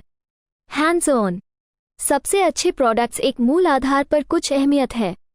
आपको सबसे ज़्यादा डिज़ाइन ध्यान उन जगह पर देना चाहिए जहां आप प्रोडक्ट को सबसे ज़्यादा टच करते हैं, जैसे ओरल बी टूथब्रश पर हमने बनाया स्पंजी ग्रिप ताकि बच्चे अपने फिस्ट्स में टूथब्रश को दबाकर स्क्विश कर सकें, या मगो होराइजन इन्फ्यूजन पंप के टच पॉइंट्स जो नर्सेस के इंटरैक्शन पॉइंट्स को दिखाने में मदद करती हैं। हम सब इस प्रिंसिपल को जानते हैं क्योंकि हमने इसे देखा है। अच्छे VCRS प्ले बटन को सबसे बड़ा बनाते हैं, उदाहरण के लिए, क्योंकि ये सबसे अधिक यूज होता है। वैसे ही हमारे शॉप में की JY एडिटर हैवी मशीनरी में एक gigantic red shut off button होता है, जिसे इमरजेंसी के केस में आप आसानी से मिस नहीं कर सकते। इस हैंड्स ऑन अप्रोच में आए इससे अच्छा उदाहरण कोई हो नहीं सकता है पाम वी के लिए जो डिज़ाइन किया गया था। पाम के जेफ हॉकिंस चाहते थे कि उनका कुछ हो जो नए स्ट्राइकिंगली स्मॉल मोटरोला स्टार टैक सेल फोन के इम्पैक्ट और फील के साथ हो। इस समय ये काम करने के लिए पागलपन लग रहा था। ज़्यादातर मैन्युफैक्चरर्स सेल फोन्स को साधारण सामग्री के तौर पर ट्रीट कर रहे थे, यूज सब्सक्रिप्शन प्लान्स के बदले में देने लगे थे। लेकिन आइडियो के डेनिस बॉयल को स्टार टैक एस्थेटिक को एस्पायर करने का विचार एक अच्छा लगा और उन्होंने प्रोजेक्ट को लॉन्च किया एक नंबर ऑफ प्रोडक्ट्स को खरीदकर, जो टीम को डिज़ाइन गोल के लिए तुरंत फील देने वाले थे। हमने आइडियो ब्रेनस्टॉर्मिंग टेबल पर कुछ elegant design, high price Japanese gadgets pass किए, Sony mini disc player, Panasonic mini tape recorder, Pentax binoculars के एक पैर और कैनन ELPH कैमरा, जो एक ग्रे पाम पायलट से काफ़ी अलग थे। प्रारंभ से हॉकिंस ने पाम वी को एक वर्ब और एक नाउन नहीं के रूप में अप्रोच किया। उसने अपने पॉकेट में एक क्रूड वुडन प्रोटोटाइप लेकर घूमा, मीटिंग्स के दौरान यूज निकला, नोट्स लेकर या अपना कैलेंडर चेक करने का ढोंग करने के लिए। क्या वो ये जानते थे या नहीं, लेकिन वो एक प्रोसेस ऑफ एक्सप्लोरेशन शुरू कर रहे थे जो आर्ट फ्राई, पोस्ट आईटी के इन्वेंटर ने एंगेज किया था जब उन्होंने स्टिकीज को सेक्रेटरीज और फेलो एम्प्लॉइज को दिया था और देखा कि उनकी इनोवेशन अपनी जिंदगी को अपने जीवन में अडॉप्ट कर रही है। लेकिन हॉकिंस और बॉयल द्वारा की गई रिफाइनमेंट आसानी से किसी ग्रुप फीचर क्रीप प्रेशर द्वारा सबवर्टेड हो सकती थी, जिसे मैंने पहले बताया था। पाम में ऐसे भी लोग जो माइक्रोसॉफ्ट के साथ सीधे टक्कर देना चाहते थे, विंडोज सीई डिवाइसेस के मेगाबाइट बाय मेगाबाइट और फीचर बाय फीचर मैच करके। लेकिन सच ये है कि यूजर्स बहुत कम बार ऐसे सारे मेगाबाइट्स का यूज करते हैं। हॉकिंस ने महसूस किया कि पाम गीक स्टेरियोटाइप से बाहर निकल सकता है और एक नए ऑडियंस तक पहुंच सकता है। आप आइडियल तौर पर चाहते थे कि प्रोडक्ट मेन और विमेन दोनों को अट्रैक्ट करे। एक अधिक जेंडर बैलेंस्ड दृष्टिकोण पेन के लिए एमी हर ने आइडियो की एक ग्रुप ऑफ विमेन के साथ पायलट के लिमिटेशंस के बारे में ब्रेनस्टॉर्म किया। फीमेल आइडियाज ने pilot square Javed grey masculine profile को क्रिटिसाइज किया और एक सॉफ्टर, स्लिमर पाम के लिए उनकी आवाज को बढ़ाया। डेनिस और एमी ने एक एक्सक्रूशिएटिंग रिफाइनमेंट और एलिमिनेशन प्रोसेस शुरू किया। 2 साल के अगले 2 वर्षों तक वे हॉकिंस से 2 दिन में 2 बार मिलते थे। हर मीटिंग में कोई छोटा सा एलिमेंट का नया प्रोटोटाइप दिखाते थे। हर बटन के प्लेसमेंट, स्क्रीन के साइज के सटल वेरिएशंस, हर साउंड स्टाइल्स के प्लेसमेंट, ये सब कंसिडर किया गया था। लेफ्टीज को अकोमोडेट करने के लिए स्टाइल्स के दोनों साइड्स पर स्लाइड कर जाता है। उससे पहले बटन्स मिसाल के लिए कॉन्वेक्स थे, लेकिन बॉयल्स टीम ने ये डिस्कवर किया कि थोड़ा सा कॉन्केव बटन आपके उंगली पर अच्छा लगता है। उन्होंने अलग अलग बटन शेप्स को मशीन किया, उन्हें अलग अलग ग्राफिक्स के साथ ट्री किया। उन्होंने स्क्रीन पर पिक्सेल्स की संख्या के साथ खेला, हर इंच में थोड़ा और पल्म वी डिस्प्ले के साइज से 1 मिलीमीटर कम किया। एक सिनिक कह सकता है कि पाम वी का फील और लुक बेहतर था क्योंकि डिजाइन प्रायोरिटी बन गया था। लेकिन अगर सिंप्लिसिटी इजी होती तो हम उससे ज्यादा देखते। पाम वी की मोतियों को हाफ करने के लिए क्रिएटिव डिजाइन, प्लकी इंजीनियरिंग और ओल्ड फैशन परसिस्टेंस की बहुत बड़ी मांग थी। मिसाल के लिए बॉयल मोल्ड तोड़ना चाहते थे और केस एनोडाइज्ड एल्यूमिनियम बनाने का निर्णय लिया प्लास्टिक की जगह। इस मटेरियल से उनकी टीम अपनी डिजायर्ड स्लिमनेस और एलूसिव डिजाइन गोल अंडरस्टेटेड एलिगेंस को अचीव करने में मदद मिलती थी। लेकिन बॉयल को एक अमेरिकन मैन्युफैक्चरर नहीं मिला जो केस बना सकता था, तो उन्होंने नाओटो फुकाशावा से कहा, आइडियोस टोक्यो ऑफिस के हेड से, जो स्लिम केस बनाने के लायक कुछ जापानीज वेंडर्स को इंट्रोड्यूस करने में मदद कर सकते थे। वे रिलेक्टेंट थे। उनको क्यों अटेंशन डाइवर्ट करना था मेजर जापानीज ब्रांड्स जैसे सोनी और पैनासोनिक के छोड़कर एक ऐसे लेसर नोन एंटरप्राइज पाम के लिए। लेकिन अनेक मीटिंग्स के बाद एक वेंडर ने केस बनाने के लिए राजी हो गया। डजन्स ऑफ प्रोटोटाइप्स ने पाम सिंपल इंटरफेस को फाइन ट्यून किया। यहाँ एक महत्वपूर्ण सबक है। सचमुच नए डिजाइन्स अक्सर सिर्फ आपके कस्टमर्स की परसेप्शन को चैलेंज नहीं करते, वे अक्सर आपके पार्टनर्स को भी टेस्ट करते हैं। Batteries, for example, were another potential obstacle to our plans, since even tiny AAA batteries were too big to meet the target dimensions. Lithium-ion batteries were relatively new, and at that time no one made them that small. The team soon learned of another obstacle. No one had studied whether batteries would last when recharged just 5 minutes a day during the typical Palm hot sync cycle when you attach the device to your PC. IDEO worked up prototypes, performed its own tests, and determined it was possible. Not only did we find manufacturers willing to make lithium-ion batteries work in the device, but the battery makers wanted IDEO's test data. In the end, refinement involves asking what you don't need, even if on first glance it seems to be holding everything together. Screws are what traditionally bind together the parts of electronics and computers. But Boyle ultimately decided that, just as they needed to move beyond the aesthetic of plastic to metal, the screws, too, had to go. It wasn't easy. Though the manufacturer had initially agreed it was possible, the main proponent of not using screws left the company, and the new manufacturing regime wanted to screw it together. The entire project nearly ground to a halt.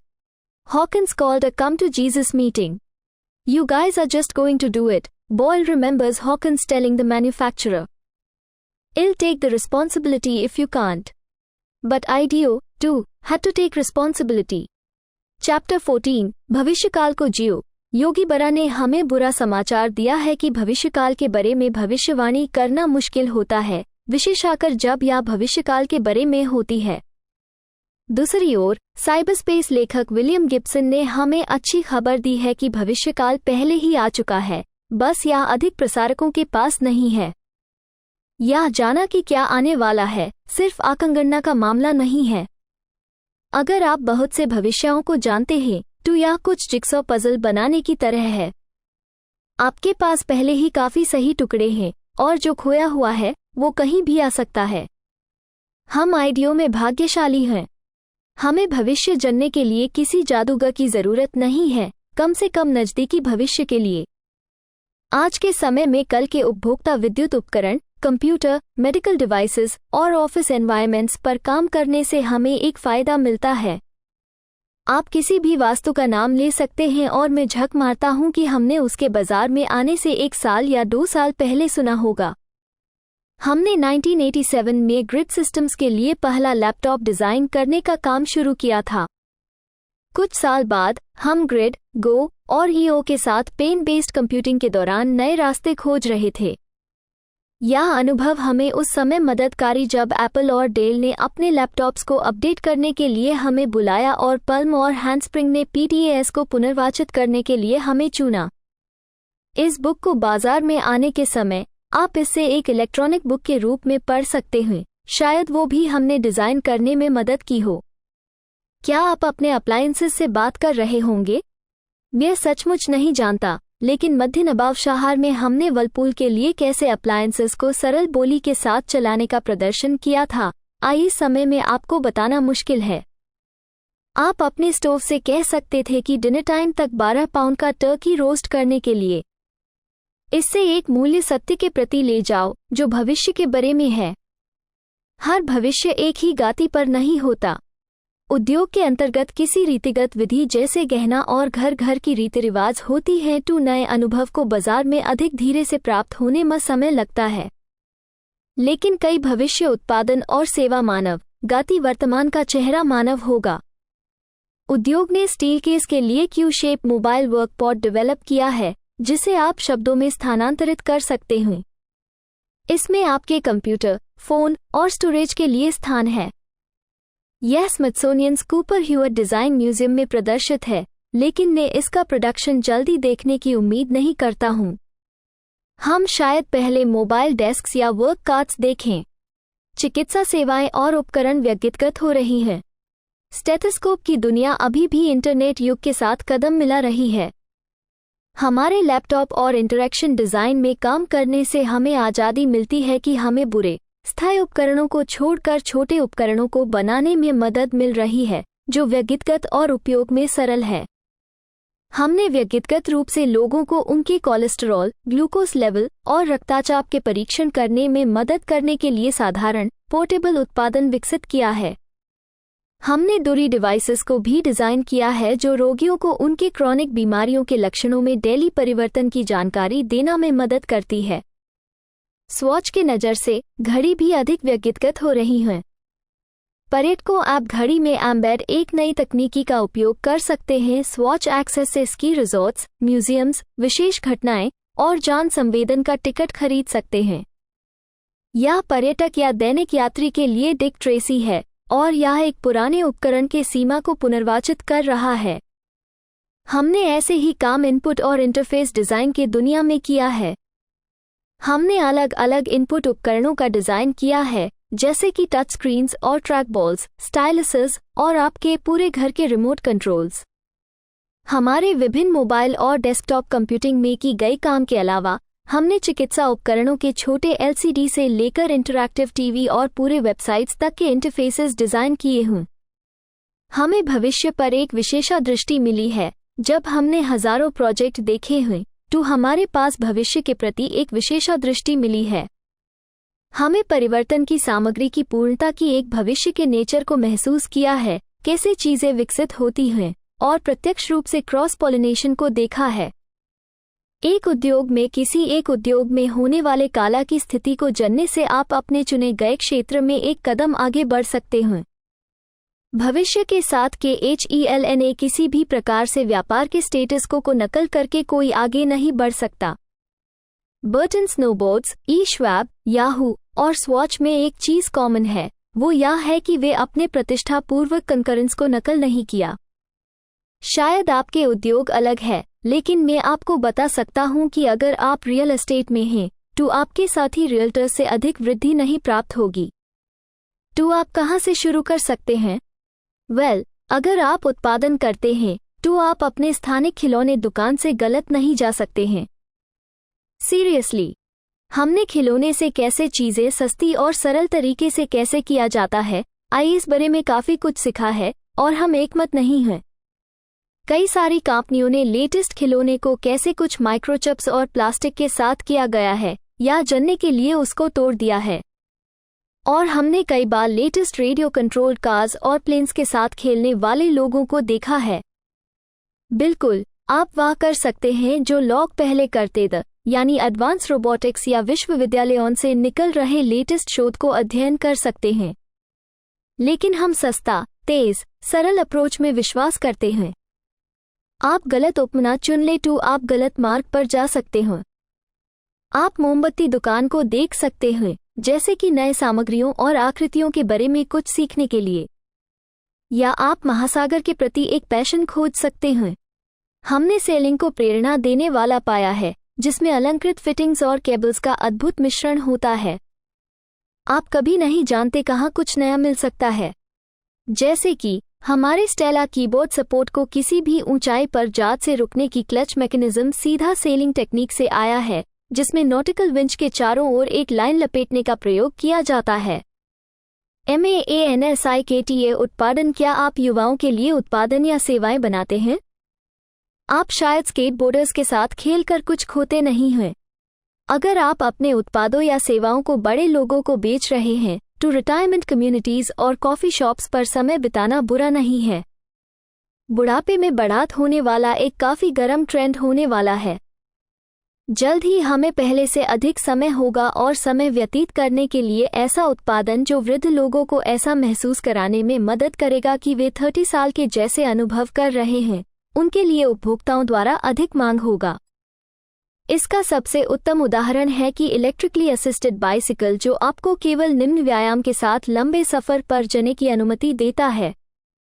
लोगों को महसूस करने का अनुभव देने वाले विकास बड़े हो रहे हैं, जिससे उन्हें अनुभव को नहीं हरा जाता है, वह बड़े हो रहे हैं। देखिए, वर्षों पहले हमने फैसला किया कि बच्चों को बेसबॉल में अधिक मजा देने दिया जाए, उन्हें एल्यूमिनियम बैट के साथ से ही बल्ले को पार्क से निकलने की अनुमति देने के द्वारा। भविष्य में वो विकल्पों को सभी को देना है। गोल्फ क्लब्स में स्वीट स्पॉट्स और हल्की, बड़ी टेनिस रैकेट्स ने खेल को नौजवानों के लिए खुलने दिया। अगर मेरी जिंदगी इस पर निर्भर है तो मैं 10 पुलअप्स नहीं कर सकता, लेकिन मेरी हेल्थ क्लब के ग्रेविट्रॉन मशीन मुझे सही शारीर भारी को डायल करने से 100 पुलअप्स करने की अनुमति देता है। आगे क्या है? इलेक्ट्रॉनिक सहायक गोल्फ क्लब्स और बॉल्स। PGA उन्हें कभी मंजूर नहीं करेगी, लेकिन वीकेंड गोल्फर्स शायद अचानक स्क्रैच गोल्फ खेलने के सक्षम हो सकते हैं। जरूर, मूलवादियों ने शायद इसको चीटिंग कह देंगे, जैसे कि उन्होंने कभी स्नोबोर्डिंग को स्कीइंग नहीं कहा था, लेकिन कितने लोग हमसे खुश नहीं होंगे कि वह असली में टाइगर वुड्स की तरह खेलने का ख्वाब पूरा करेंगे। मैं भी सोचता हूं कि व्यक्तिगत लबंधी के लिए शोध और कार्य जल्द ही सामान्य जनता के लिए नए इनोवेशन पैदा करने लगेगा, जैसे कि विकलांगों के लिए इंक और आवाज द्वारा नियंत्रण से जुड़े इंटरफेस के लिए काम जल्द ही अधिक सामान्य लाभ प्रदान करेंगे। आप कल क्या है? आरंभिक उपयोगकर्ताओं को ढूंढो और 0 पॉइंट पर छावनी लगाओ। क्या आप सेल्युलर टेलीफोनी के भविष्य को देखना चाहते हैं तो अपनी लंबी अंडरवेयर पैक करो और फिनलैंड की ओर बढ़ो, जहां नोकिया का घर है, शायद दुनिया के पहले स्थान है जहां आप एक सेल फोन का उपयोग एक वेंडिंग मशीन से पेप्सी खरीदने के लिए कर सकते हैं। इलेक्ट्रॉनिक गैजेट्स के भविष्य को देखना चाहते हैं तो टोक्यो के ब्लिंकिंग इलेक्ट्रॉनिक्स हब अकीहाबरा में यात्रा करो। इंटरैक्टिव एंटरटेनमेंट का भविष्य देखना है तो सैन फ्रांसिस्को के मल्टीमीडिया गल्च के एपिसेंटर साउथ पार्क में लंच करो। इंटरनेट उपयोग कहाँ जा रहा है? बस, स्कूल और लाइब्रेरी में बच्चों को देखो। खेल वस्त्र के भविष्य को देखना है तो बीच जाओ।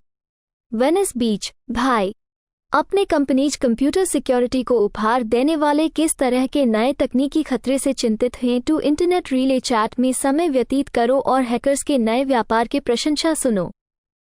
कुछ नए वेंचर कैपिटल के भविष्य के बारे में सोच रहे हैं तो वुडसाइड, कैलिफोर्निया के बक्स डाइनर में नाश्ता करो जहां ई डील्स होती है। हर उद्योग के अपने गर्म बिंदु होते हैं जहां शोर है, जहां आप जोड़ों को बना सकते हैं और सबसे नए सुन सकते हैं। लेकिन हमेशा यह आसान नहीं होता है। क्या यदि संचार में आपका इंटरेस्ट है तो आप उत्तर कैलिफोर्निया के पश्चिम में एक समय बटक नगरों का बड़ा होता है पेटलूमा, जो अचानक से एक नया हाई टेक सेंटर बन गया है। सिस्को ने सेरेंट नामक एक छोटा से जाने जाने वाले पेटलूमा कंपनी को $7.2 अरब में खरीदा। लेकिन यह गर्म भविष्य के स्थल अभी तक नहीं होते हैं, या जब मैंने इस लेख को लिखा था तब यह मौजूद नहीं थे। आपको उन्हें खुद ढूंढना होगा, वेब के माध्यम से, नए मैगजीन्स की खोज करके और पुराने ढंग से मानव जाल से जुड़ने के माध्यम से। दुनिया के टॉप थिंक टैंक से जो भी आप निकल सकते हैं, निकल लो। लेकिन ध्यान रखो कि यह पूरा चित्रण नहीं है।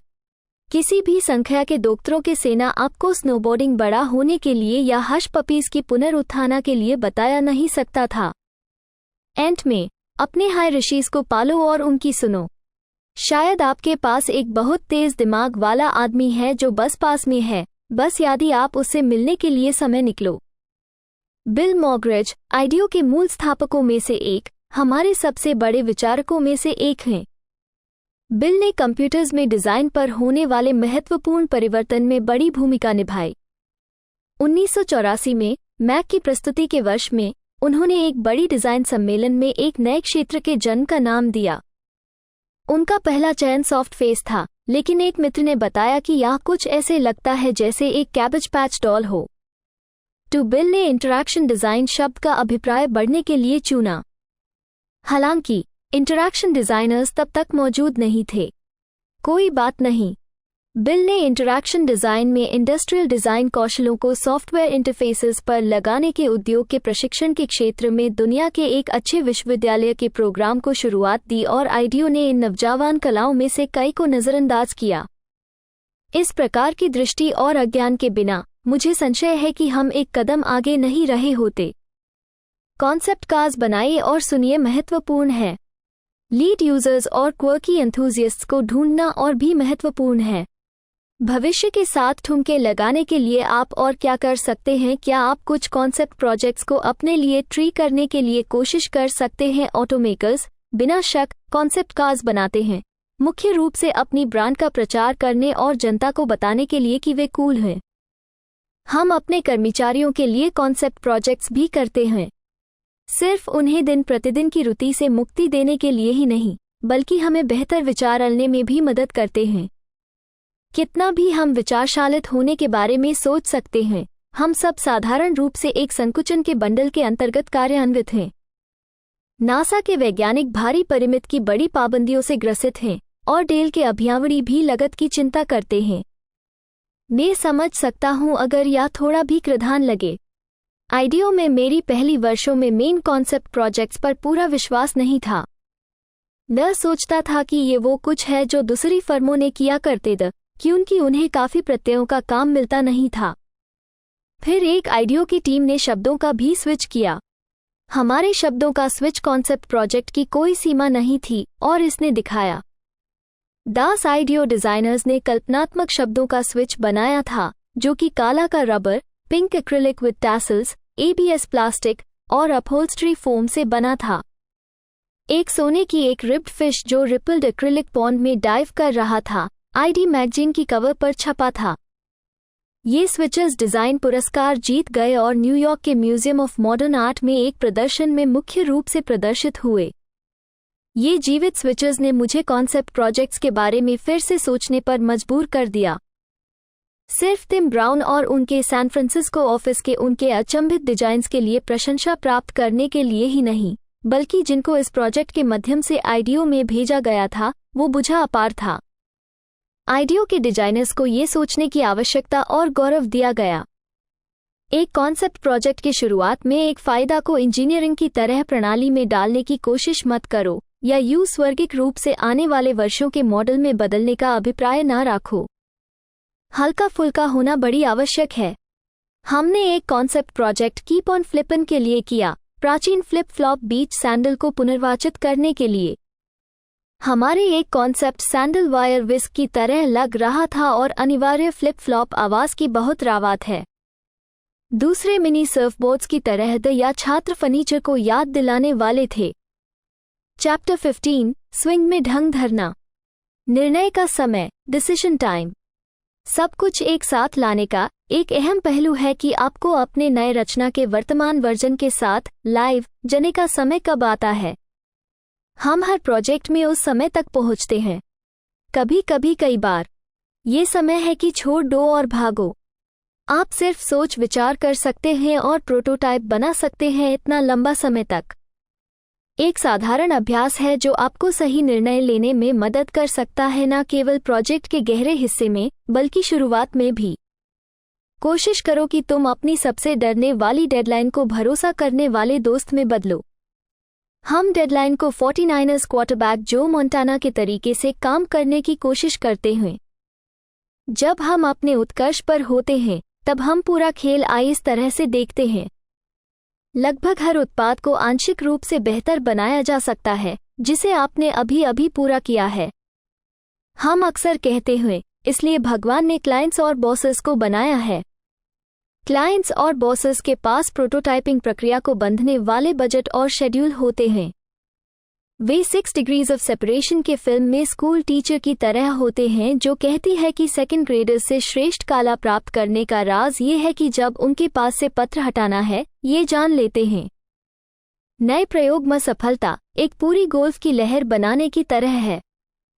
मैं जब तक चुनावशील खेलने की कोशिश कर रहा था तब एक गोल्फ शिक्षक ने मुझे बताया कि गोल्फ की लहर के दौरान सही करने के लिए केवल 17 चीजें सही करने की बात है। हर एक बहुत ही आसान है। क्या मैं अपना सिर नीचे रख सकता हूँ? बिल्कुल। बायां हाथ सीधा है? कर सकता हूँ। घुटने थोड़ा झुके हैं? आओ यार, आप मेरी अकल पर वार कर रहे हैं। ये सब बहुत ही साधारण है।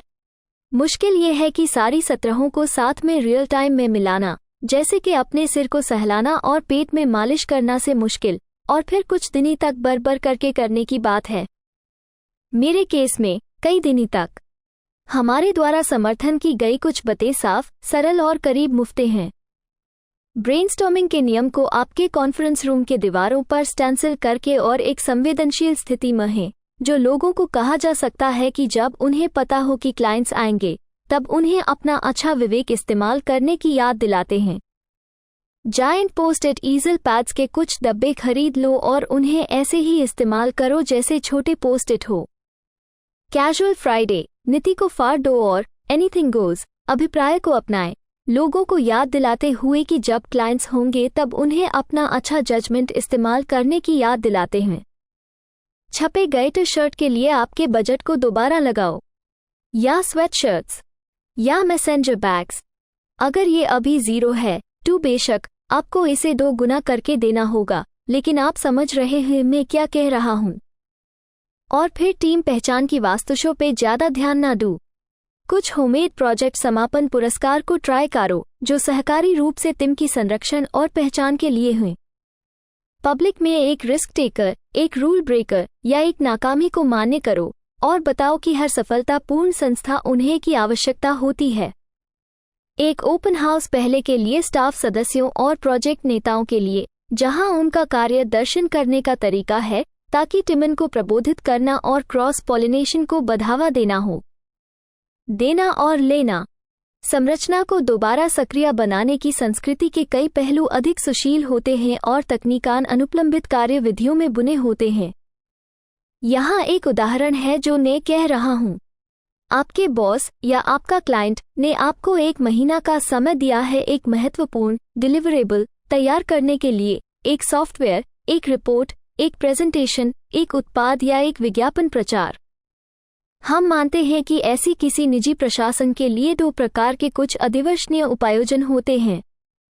पहला यह है कि आप अपने महीने को समर्थन बनाकर इस डिलीवरेबल का परफेक्ट वर्जन बनाने में व्यतीत करते हैं, चमकने तक की चमक देंगे। फिर महीने के एंड में आप बड़े बॉस के साथ इस मीटिंग में होते हैं जिसमें आप शब्दों में या तथ्य रूप से काले वेलवेट का कपड़ा उतारकर वाला कहते हैं। वैसे अगर आपका बॉस यूज पर उगल देता है तो आप मुसीबत में हैं। ईगो के चोट बिना शंका। शायद स्टेटस और करियर को नुकसान भी हो, आपके बॉस पर निर्भर करता है। दूसरा अप्रोच उसी 1 महीने की चुनौती के लिए है कि आप पूरी पहली सप्ताह में 4 या 5 सचमुच काची रेखाएं या प्रोटोटाइप निकालने में पूरी सप्ताह नष्ट कर देते हैं। हाईटेक वाला, खिलौने की तरह वाला, सस्ता मॉडल, शुद्ध डिजिटल वर्जन। फिर आप इस वीक के एंड में बड़े बॉस के साथ 10 मिनट की बैठक आयोजित करते हैं। यदि वह सब 5 आपके विचार अप्रिय मनती है तो आप उसमें क्या खराब है ये बताती है और आपके पास ऐप श्रेष्ठ रेखा की 1 पर करने का 3 सप्ताह है। जरूरी नहीं है कि वह आपके पास आने के वीक 1 में आपको कैसा भी प्रशंसा करे। इस पर ईगो या करियर के लिए ज्यादा रिस्क करने के बजाय यूज कोई चोट नहीं होती है। अगर आप आए संदेश को मनाते हैं तो आपको अपने बॉस को अब आदत दिलाने की शुरुआत करनी होगी कि डेडलाइन से लंबे समय पहले वह आपको मजबूत प्रशंसा देने के लिए लौटेगा। महीने के आगे समझौता करने की आदत डलते हैं, जैसे कि द 30th of May बदिया है, अगर आप मुझे द 7th of May को सही रास्ता पर हूँ आइए इस बात को देखने देने का अनुमति देंगे। तो यदि आप इसे दिल पर लेते हैं तो आपको अपने बॉस को तैयार करना होगा, उन्हें आइए इस विचार से परिचित करना होगा कि आप उनके पास वापस आ रहे हैं डेडलाइन से बहुत पहले सॉलिड फीडबैक लेने के लिए। समझने के लिए एक अपफ्रंट डेडलाइन समझौता जैसे कि द 30th of May बदिया है, अगर आप मुझे द 7th of May को सही रास्ता पर हूँ आइए इस बात को देखने देने का अनुमति देंगे। तो यदि आप वो प्रबंधक या कार्यपरी हैं जिनका हम बात कर रहे हैं तो ये और भी अच्छा है। बस आपको अपना मुंह बंद रखना होगा और अपने क्रिटिसिज्म को उद्देश्य पर ध्यान से रखना होगा, यानी कि हर किसी के आसपास समझने की स्थिति को विकसित करना है कि आपको कच्चे प्रोटोटाइप दिखाने में थिक है। शिल्प और वास्तु की विचारधारा या सामग्री पर मजाक न बनाएं, कोई गलतियां न ढूंढे, किसी प्रोटोटाइप की फिट और फिनिश की विवाद न करे। यह बस एक प्रोटोटाइप है, इससे ज्यादा नहीं। इसी तरह से छोटी छोटी तांकों को जारी करने से बचे रहने की कला को सीखो और जल्द से ज्यादा अच्छा कार्य देखो, प्रोजेक्ट को वृक्षों की ओर ले जाने का मौका माइल और बेहतर एंड परिणाम प्राप्त करो। प्रैक्टिस रंगे पर जाना, हिटिंग द प्रैक्टिस रेंज। हमने वर्षों से कुछ महत्वपूर्ण नवाचार अभ्यास सलाह दी है। आप खुद की शब्दों में इन्हें लिखकर अपने कामस्थल के चारों ओर लगा सकते हैं और जहां जहां भी हो उन्हें अमल में लाने की कोशिश करें। अपने ग्राहकों और अनाग्राहकों को देखो, विशेष रूप से शौकीन लोगों को। अपने शारीरिक स्थिति को वैसे खेलों की कार्मिक शब्दों को कार्मिक शारीरिक भाषा के रूप में अपने कर्मचारियों और उपभोक्ताओं के लिए भेजें। अपने उत्पादों और सेवा प्रदानों में शब्द की जगह क्रियाओं को सोचो ताकि आपके उचित संगठन या ब्रांड से संपर्क करने वाले हर व्यक्ति के लिए अद्भुत अनुभव बनाया जा सके। नियमों को तोड़ दो और फेल फॉरवर्ड करो ताकि परिवर्तन संस्कृति का हिस्सा हो और छोटे विवाद प्राप्त हो। मनुष्य बनो, अपने संगठनिक वातावरण को ऐसे मापने की विशेषता राखो जहां गर्म समूहों के लिए स्थान हो और विकसित हो सकते हों। एक विभाग से दूसरे विभाग, आपकी कंपनी से आपके संभव ग्राहकों तक और अंत में वर्तमान से भविष्य तक पुल बनाने की कोशिश करो। अडॉप्टिंग एंड अडैप्टिंग, अडॉप्ट करना और प्रयोग करना। फ्लैट समय आ गया है कि बाहर जाओ और इसे एक चांस दो।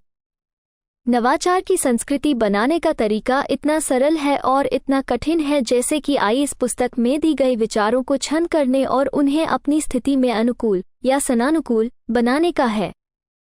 अधिकांश आइडियो के उदाहरण वास्तुशिल्प की दुनिया से आते हैं, लेकिन हमने पहले ही अपने क्लाइंट्स को प्रदर्शन किया है कि हम उन्हीं उपायों को अपने पहले घर खरीदने, ऑनलाइन बैंकिंग करने या तेज रफ्तार के ट्रेन पर सफ़र करने तक कई प्रकार से संभाल सकते हैं। खुद ट्राई करो। नवाचार सावराव निर्मलपन की बात नहीं है। तुमको कुछ नकलने होंगी तभी तुम्हारा स्विंग सीधा हो सकता है। बाहर जाओ और बाजार, अपने ग्राहकों और उत्पादों को देखो। पागलपन के साथ ब्रेनस्टॉर्म करो और फिर में प्रोटोटाइप बनाओ। तुम्हें पता है ना, अगली बार जब आप किसी मुश्किल प्रोजेक्ट में डूबा हुआ हो तो नवाचार की सच्ची भावना को ना भूलो। हाँ, यही बात है। थोड़ा सीरियस मजा करो।